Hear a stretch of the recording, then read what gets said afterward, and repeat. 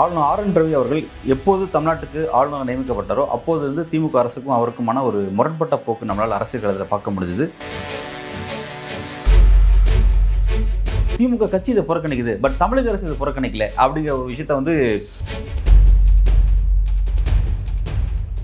ஆளுநரே constitution பொறுப்பு அவரே இப்படி பேசுகிறோம்னு சொல்கிறோம். ஆனால் இந்தியாவுடைய முதல் சிட்டிசன் திரௌபதி முர்மு அவர்கள் இப்படி ஒரு வார்த்தை பேசுறதுங்கிறது உண்மையிலே ரொம்ப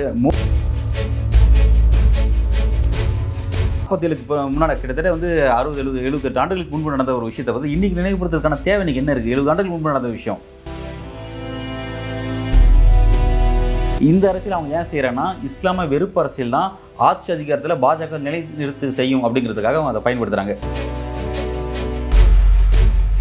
ஆர்.என். ரவி திராவிட சித்தாந்தம் பிரிவினை சித்தாந்தம் அது வந்து ரொம்ப ஆபத்தானது அப்படிங்கிற அவர் பேசுறாரு. அது எதுக்கு பேசுறாருன்னா, பல விஷயங்கள் நீதிமன்றத்தினுடைய நிலைப்பாடெல்லாம் வேறையாக இருக்குது. அப்படி இருக்கும்போது மோடி வந்து கொஞ்சம் பின் வாங்குறாரு. இந்த மாதிரி விஷயம் கொஞ்சம் இன்னும் அடிச்சு ஆட வேண்டாம் கொஞ்ச நாளைக்கு அப்படிங்கிற மாதிரி அவர் வந்து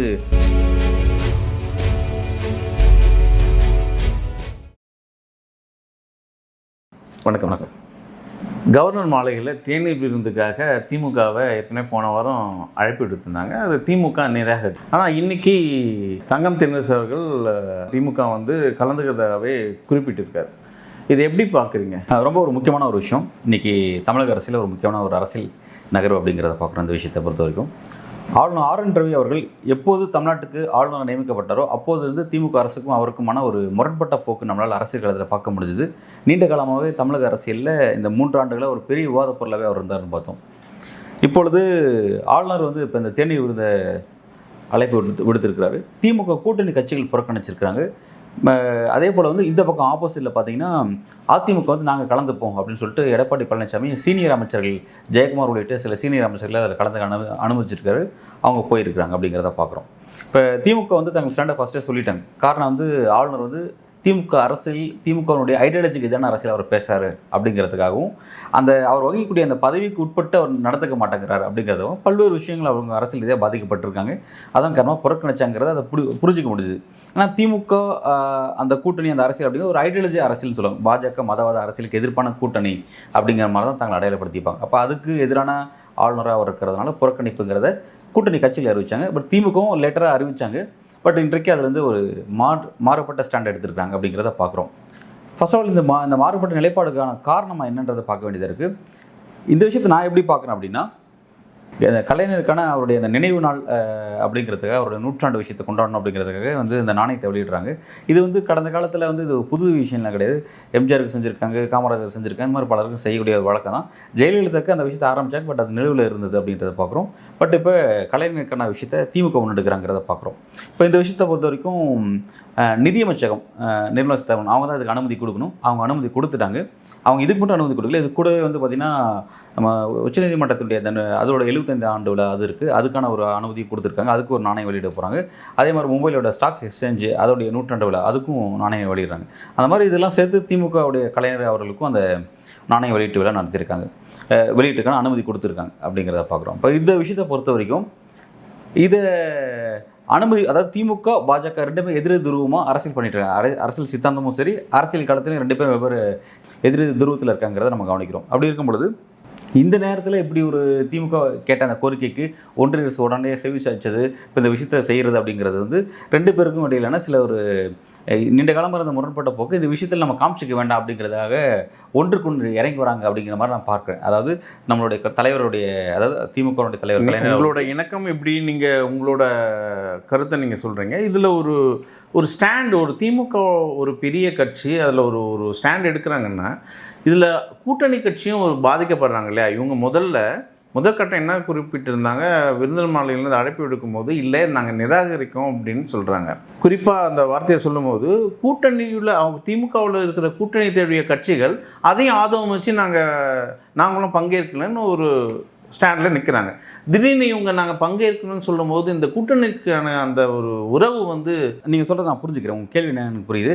இதை தான் என்னோடய பதில் நான் முடிக்கவே இல்லை. அது என்ன அப்படின்னா, இப்போ குயிக் ப்ரோக்கோ மாதிரி இதுக்கு பதில் இதில் அப்படிங்கிற மாதிரி நம்மளுடைய தலைவருக்கு நாணயம் வெளியிடுறதுக்கு பாஜக இணைங்க வந்திருக்கிறாங்க. அதே மாதிரி அந்த நிகழ்ச்சிக்கு ஒன்றியத்தினுடைய இராணுவத்துறை அமைச்சர் ஒன்றிய ராணுவத்துறை அமைச்சர் ராஜ்நாத் சிங் வந்து கலந்துக்கிறார் அப்படிங்கிறதெல்லாம் பார்க்குறோம். அப்போ அந்தளவுக்கு அவங்க வந்து இறங்கி வந்து இதை வந்து ஒரு central cabinet minister, senior minister வந்து கலந்துக்கிட்டு ஒரு கட்சியினுடைய தலைவருக்காக இப்படி ஒரு விஷயத்தை முன்னெடுக்கிறாங்க அப்படின்போது அப்போ வந்து இந்த நம்ம இவங்களோட கொஞ்சம் முரண்பட்ட போக்குங்கிறத கொஞ்சம் கைவிடுவோம் அப்படிங்கிற இடத்துல நகராங்களோ அப்படிங்கிற கேள்வி நம்ம இங்கே தான் வருது. ஆனால் திமுக இதை வந்து வெளியில் சொல்லக்கூடிய விதம் எப்படி நியூஸ் கன்வே பண்ணுறாங்க அப்படின்னு பார்த்தா, திமுக கூட்டணி கட்சிகள் வெளிப்படையாக சொல்லிட்டாங்க இது எதிர்ப்பு அரசியல் அப்படிங்கிறத அவங்க வெளிப்படையாக சொல்லிட்டு அவங்க விளையிட்டாங்க. பட் திமுக இங்கே இந்த இடத்துல என்ன முடிவு எடுக்கிறாங்கன்னா, ஃபஸ்ட்டு திமுகவும் புறக்கணிச்சாங்க, அப்புறம் அதை போகிறதுக்கான அந்த முடிவை மாற்றிக்கிட்டு அவங்க கொடுத்த செய்தி என்னவா இருக்குன்னா, திமுக அரசு இதை திமுக கட்சி இதை புறக்கணிக்குது, பட் தமிழக அரசு இதை புறக்கணிக்கல அப்படிங்கிற ஒரு விஷயத்த வந்து ரொம்ப பியூட்டிஃபுல்லாக அழகாக வந்து ஒரு எல்லாரும் ஏற்றுக்கொள்ள மாதிரியான ஒரு பதிலை அவங்க கொடுக்குறாங்க. இதில் வந்து நம்ம என்னன்னா, திமுக தமிழக அரசுனா இப்போ யார் தமிழக அரசுனா இந்த அரசு பாஜக அரசு தமிழக அரசு திமுக அரசு தானே. பட் அதுக்கு இவங்க சொல்கிறது நான் ஏற்கனவே சொன்ன மாதிரி அந்த அரசியல் பதில் இந்த அரசியல் அப்படிங்கிற சொல்லிட்டேன். பட் வெளியில் கொடுக்குற செய்தி வந்து தமிழக அரசு நாங்கள் அதை கலந்துக்கிறோம், அதாவது ஒரு இணக்கமான சண்டை போக்கு கடைபிடிக்கக்கூடாது, கவர்மெண்ட் சண்டை போக்கு கடைபிடிக்கக்கூடாது ஆளுநரோட அப்படிங்கிற மாதிரி ஒரு நிலைப்பாடு எடுத்து. இப்போ திமுக வந்து திடீர்னு ஸ்டாண்டை மாற்றிட்டு நாங்கள் விருந்து கலந்துடுறோன்னு சொல்கிறீங்க. கூட திமுக கூட பயணிக்கிற கூட்டணி, குறிப்பாக விசிகா, இது போல் சின்ன சிபிஎம் இதெல்லாம் இருக்குது. இவங்களோட ஸ்டாண்டும், அதாவது ஆளுநர் மாளிகையில் விருந்து கொடுத்தாங்கன்னா எல்லா கட்சியும் கூப்பிட்டு தான் ஒரு விருந்து கொடுப்பாங்க. சுதந்திர தினத்தை முன்னிட்டு ஒரு தேநீர் விருந்து கொடுக்குறாங்க. இப்போ அங்கீகரிக்கப்பட்ட கட்சிகளெலாம் கூப்பிட்டு தான் விருந்து கொடுப்பாங்க. இப்போ திமுக ஸ்டாண்டால் ஏற்கனவே இல்லை இதை புறக்கணிக்கிறோன்னு சொல்லியிருக்காங்க. அதை வச்சே திமுக ஒன்றிய கூட வர, அதாவது விசிகா, சிபிஐ, எம்எல்லாம் இருக்காங்க இல்லையா, அவங்களும் புறக்கணிச்சிருக்காங்க இல்லையா, அவங்களுக்கு எதுமான ஒரு நெருக்கடி வராதா? திடீர்னு திமுக ஸ்டாண்டை மாற்றும் போது இவங்களுக்கான ஒரு இக்கட்டான சூழல் ஏற்படும் இல்லை? ஆக்சுவலாக வந்து அடிப்படையில் இதில் நம்ம கொஞ்சம் ப்ரீஃபாக பேசணும். இந்த விஷயத்தை பொறுத்த வரைக்கும் திமுக கூட்டணி கட்சிகள் எடுத்த முடிவுக்கு ரொம்ப இந்த நேரத்தில் ரொம்ப முக்கியமான நிலைப்பாடு, சரியான நிலைப்பாடு. ஏன் அப்படின்னா, இன்றைக்கு அவர் வந்து தேநீர் விருந்து கலைக்கிறார். தேநீர் வந்து இன்றைக்கி இருக்குது, இதுக்கு வந்து அழைப்பு வந்து முன்கூட்டி அழைப்பு கொடுத்தார். இந்த நிகழ்ச்சிக்கு அவர் தேநீர் விருந்து வைக்கிற அன்றைய நாளுக்கு முதல் நாள் அவர் பேசின ஒரு செய்தி ரொம்ப முக்கியமான செய்தி. திராவிட சித்தாந்தமே வந்து பிரிவினை சித்தாந்தம். அது இந்தியாவுடைய அரசியல் வந்து இந்திய அரசியல் நீரோட்டத்தில் கலக்காமல் அது வந்து ஒரு பிரிவினையை தூண்டக்கூடிய ஒரு சித்தாந்தம் அப்படிங்கிறத தேநீர் விருந்து என்னை கலைக்கிறார் அதுக்கு ஒரு நாள் முன்னாடியே அவர் பேசுகிறார். இங்கே ஆளக்கூடிய ஒரு திராவிட கட்சி ஆளுது. குறிப்பாக முதல்வர் ஸ்டாலின் வந்து திரும்ப திரும்ப அந்த பதத்தை பயன்படுத்துகிறார். இது திராவிட மாடல் அரசு, திராவிட மாடல் அரசுன்னு சொல்லி அந்த பதத்தை தான் அவர் பயன்படுத்துகிறார் அப்படிங்கிறத பார்க்குறோம். அந்த பதத்தை தான் டார்கெட் பண்ணி ஆளுநர் வந்து ரொம்ப காட்டமான ஒரு விமர்சனத்தை பதிவு பண்ணுறாரு. ஒரு ஆளுநராக அவர் தமிழ்நாட்டில் உட்காந்துட்டு இந்த அரசியல் பேசுகிறாரு. இதே நேரத்தில் ஆளுநர்களுக்கும் பொறுப்பாக இருக்கக்கூடிய இந்தியாவுடைய ஜனாதிபதி இதே நாளில் ஒரு மோசமான ஒரு வார்த்தையை பதிவு பண்ணியிருக்காங்க. அது ஒரு மோசமான வார்த்தை தான் சொல்லுவேன். ஏன்னா சுதந்திர தின உரையில் அவங்க பேசுகிற உரை என்னவாக இருக்குது அப்படின்னு பார்த்தீங்கன்னா, நாடு விடுதலை அடைந்த போது இங்கே வந்து பிரிவினைவாதிகளால் இங்கே பல பேர் பாதிக்கப்பட்டாங்க அப்படிங்கிற விஷயத்தை குறிப்பிடும். பிரிவினைவாத விஷயத்தினால பாதிக்கப்பட்டவங்க, அந்த கொடுமையை நம்ம மறக்கக்கூடாது. அது நடந்தது ஒரு கொடுமை, அந்த கொடுமையை நம்ம வந்து மறக்காமல் நினைவு வச்சுக்கணும் அப்படின்னு சொல்கிறாங்கன்னா அவங்க எதை விதைக்க முயற்சி பண்ணுறாங்க தான் நம்ம பார்க்க வேண்டியதாக இருக்குது. டுவோர்ட்ஸ் இது லாஜாக இதை நம்ம பார்க்கும் பொழுது இன்னும் அந்த மதவாத அரசியல் அந்த பிடி மக்கள்கிட்ட வந்து விலகி போயிடக்கூடாது, மக்கள் அதை மறந்துடக்கூடாது, அதை அந்த அந்த ஒரு விஷயத்தை மக்கள்கிட்ட செலுத்திட்டே இருக்கணும் அப்படிங்கிற மாதிரி ஆளுநரே கான்ஸ்டியூஷன் பொறுப்பு அவரே இப்படி பேசுகிறான்னு சொல்கிறோம். ஆனால் இந்தியாவுடைய முதல் சிட்டிசனாக இருக்கக்கூடாது திரௌபதி முர்மு அவர்கள் இப்படி ஒரு வார்த்தை பேசுகிறதுங்கிறது உண்மையிலே ரொம்ப, மோடி பேசினாலும் அது வேறு விஷயம் நம்ம பார்ப்போம், அமித்ஷா பேசினாலும் அது வேறு விஷயம். ஆனால் ஜனாதிபதி பேசுகிறாங்க அப்படின்னும் போது அதோட சீரியஸ் தன்மை வந்து நம்ம இதை பற்றி வேறைய ஜனாதிபதி அரசியல் பேசுகிறாங்கன்னு சொல்ல குறிப்பிடுறீங்க. ஜனாதிபதி அரசியல்லாம் பேசுகிறாங்க. என்ன 47க்கு முன்னாடி கிட்டத்தட்ட வந்து 60, 70, 78 ஆண்டுகளுக்கு முன்பு நடந்த ஒரு விஷயத்தை வந்து இன்றைக்கி நினைவுபடுத்துறதுக்கான தேவை இன்றைக்கி என்ன இருக்குது? 70 ஆண்டுகளுக்கு முன்பு நடந்த விஷயம் அது இன்றைக்கி பேசுறதுக்கான விஷயம் என்ன? அன்றைக்கி நடந்த ஒரு விஷயத்தை, அது ஒரு கொடுமையான விஷயம், அதால் பாதிக்கப்பட்டவங்களுக்கு இன்றைக்கி இந்திய அரசு துணையாக இருக்குன்னு சொல்கிறாங்க. இந்திய அரசு அவங்களுக்கு துணையாக இருக்குன்னு சொல்கிறாங்க. பாதிக்கப்பட்டவங்க யார்? இந்துக்கள் அப்படிங்கிற அன்றைக்கி. அதனால் பாதிக்கப்பட்ட யார்? நாடு பிரிவினை அடையும் போது தேச பிரிவினைக்கு காரணமானவன்னு சொல்லி குறிப்பிட்டு தேச பிரிவினையும் போது பாதிக்கப்பட்டவங்க யாருன்னா, இங்கேருந்து இஸ்லாமியர்கள் வெளியேற்றி தங்களுக்கான நாடு நோக்கி நகர்ந்து போகும்பொழுது அப்போ நடந்த கலவரத்தில் இங்கே இந்துக்கள் பாதிக்கப்பட்டாங்க. 2 தரப்பும் பாதிக்கப்பட்டாங்க. ஆனால் இவங்க ஃபோக்கஸ் யாருன்னா இந்துக்கள் தான் பாதிக்கப்பட்டாங்க. பிரிவினை பேசி நம்மகிட்ட இருந்து பிரிஞ்சு போன இஸ்லாமியர்கள் இங்கே இருக்கக்கூடிய இந்துக்கள் பாதிக்கப்பட்டாங்க. அப்போனா நீங்கள் அந்த கொடுமையை மறந்துடாதீங்க, நினைவிலே வச்சுக்கிட்டு இருங்க. அது சொல்கிறது மட்டும் இல்லாமல் உங்களோட நாடு துணையாக இருக்கும், உங்களோட இந்திய அரசு துணையாக இருக்கும்னு சொல்லி அவங்க சொல்கிறாங்க. அப்படின்னா யாருக்கு எதிராக இருக்குன்னா, இஸ்லாமுக்கு எதிராக இந்த இந்திய அரசு இருக்குன்றதை பதிவு பண்ணுறாங்க. அவங்க ஒன்றை சொல்கிறது மூலமாக இன்னொன்று சொல்லாமல் இருக்கிறது மூலமாக அவங்க என்ன சொல்லுவாங்க நம்மளை புரிஞ்சிக்க முடியலையா, வெளிப்படையாக புரிஞ்சிக்க முடியுது. இந்த அரசியல் அவங்க ஏன் செய்கிறாங்கன்னா, இஸ்லாமிய வெறுப்பு அரசியல் தான் ஆட்சி அதிகாரத்தில் பாஜக நிலைநிறுத்து செய்யும் அப்படிங்கிறதுக்காக அவங்க அதை பயன்படுத்துகிறாங்க. அப்படியே டுவோர்ட்ஸ் இங்கே இறங்கி வந்தீங்கன்னா, ஆளுநர் RN ரவி திராவிட சித்தாந்தம் பிரிவினை சித்தாந்தம் அது வந்து ரொம்ப ஆபத்தானது அப்படிங்கிற அவர் பேசுகிறார். அது எதுக்கு பேசுகிறாருன்னா, தமிழ்நாட்டில் இங்கே இருக்கக்கூடிய பாஜக தாங்க ஆட்சி செய்ய முடியாமல் இருக்கிறவங்களுக்கு தடையாக இருக்கிறது காரணம் திமுக ஐடியாலஜி திராவிட சித்தாந்தம் தான். அப்போ அந்த திராவிட சித்தாந்தத்துக்கு எதிரான அரசியல் செய்கிறாங்க. ஒன்றியத்தில் ஆட்சியில் இருக்கணும்னா இஸ்லாமிய வெறுப்பு பிரச்சாரம், மாநிலத்தில் தமிழ்நாட்டில் ஆட்சி பிடிக்கணும்னா திராவிட எதிர்ப்பு சித்தாந்தம், இது ரெண்டு தான் அவங்களுக்கு பெரிய பிரச்சனை இருக்குது. அதனால் தெளிவாக அவங்க அந்த காரணம் அந்த பாயிண்ட் பண்ணி தங்களோட அரசியல் எதுவோ அதை நோக்கி கரெக்டாக தங்களை கருத்தை வைக்கிறாங்க. இந்த நேரத்தில் தான் திமுக கூட்டணி கட்சிகள் புறக்கணிப்புன்ற அரசியல் செய்கிறாங்க. திமுக கூட்டணி கட்சிகள் வந்து சிபிக்கு திராவிட அரசியல் அவங்களுக்கு கிடையாது, அவங்களோட அரசியல் வேறு. இதில் வந்து அவங்க கூட்டணிகளுடைய திருமாவளவங்கன்னா அந்த அரசியல் அவங்களோட அரசியல் ஏற்றுக்கலாம். அம்பேத்கரிசம் பேசுகிறவங்க, பெரியாரிசம் பேசுகிறவங்க, அவங்களோட சித்தாந்தம் இது ஓகே எடுத்துக்கலாம். பட் சிபிக்கு இதுக்கு நான் பொறுப்பு எதுவும் கிடையாது. ஆனால் அவங்க இந்த ஒரு புள்ளியில் இணைஞ்சு வெளியேறாங்க. ஆனால் இந்த சித்தாந்தத்தை முழுக்க தங்களோட அடையாளப்படுத்தி அரசு செய்யக்கூடிய திமுக, பட் திமுக கட்சி புறக்கணிக்குது, பட் தமிழக அரசு புறக்கணிக்குன்னு சொல்லி ஒரு வியாக்கியானம் கொடுத்துட்டு போய் கலந்துக்கிறாங்க. பார்த்தீங்களா, இதுதான் வந்து நமக்கு வந்து முகம் சொல்லிக்க வைக்குது, ஏற்றுக்க முடியாதுன்னு. ஆமாம். சரி, தமிழக பாஜகவோட மாநில துணைத் தலைவர் ஒரு வார்த்தையை சொன்னார்.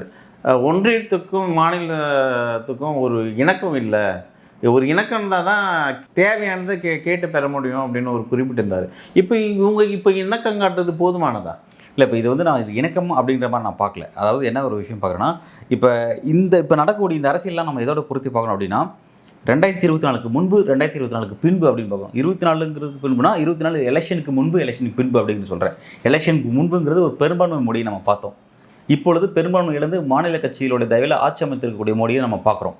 அப்படின்னும் போது இப்போதைக்கு மோடிக்கு இருக்கக்கூடிய நெருக்கடி என்னென்னா, டெல்லியில் தன்னோட நாற்காலியை அவர் பாதுகாக்கிறது 5 வருஷமாக நம்ம நாற்காலிக்கு எந்த விதமான சேதம் வராமல் பார்த்துக்கிறது அது ஒரு பெரிய சவாலான காரியமாக இருக்குது. காலம் ஃபுல்லாக வந்து நிதிஷோட நாயுடோட பயணிக்க முடியுமாங்கிறது அவரால் தெரியல. நாளைக்கு இவங்களாம் எப்போ என்ன முடிவு எடுப்பாங்கிறது தெரியல. பல டைமென்ஷன்ஸ் இருக்குது. மெஜாரிட்டி 240 தான் அவர்கிட்ட இருக்குது. கிட்டத்தட்ட 32 சீட்ஸ் அவருக்கு தேவை. 63 சீட்ஸ் அவர் இழந்திருக்கிறார். அப்படின்னும் போது அவரோட நெருக்கடியான நிலைமை அப்படி இருக்குது. அப்படி இருக்கிறதுனால இங்கே அதுக்கு மாற்றம் அப்படி இந்த பக்கம் வந்தீங்கன்னா திமுக 40-40 சொல்லி கையில் வச்சுருக்காங்க.